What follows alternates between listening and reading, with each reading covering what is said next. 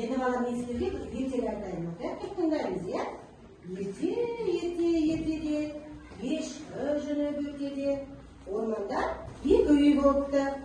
Біреуі көк үй, біреуі қызыл үй. Көк үйде дауыссыз дыбыстар өмір сүріпті. Ал қызыл үйде дауысты дыбыстар сүріпті. Олардың атасы әліппе деген аты-дана болыпты.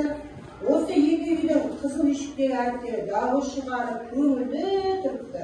Ал көк үйдегі әріптер көңілсіз тұрыпты. Мұны көрген әліппе, мен осы екі үйдегі әріптерді араластырып көрсем, не бола екен деп ойлапты. Сөйтіп әріптерді араластырса, бір кезде керемет әуен шығыпты. Бала осылайша әріптер сөйлей жөнеліпті. Әріптерден сөздерден сөйлем пайда болыпты.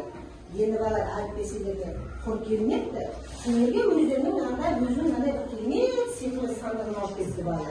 Ол үшін тақ сендер әріптер, мен көрсеткен әріптер сөз сұрауларын сөз. Тек қолыңызды көтеріп жауап беріңіз. Айда қойыңыз. Иә, енді сөз сұрап. Домбыра, тамаша. Мынаған да берген? Ал көріп сендерге қандай сыйлық әкелген? Қандай сыйлық әкелген? Ой, керемет! Тамам ашылды. Ішінен не шашылды қандай? Ал енді осы конфетті алу үшін біз не істеуіміз керек? Еңбек етуіміз керек, иә? Әне көрейік, енді ойын ойнап көрейік, иә?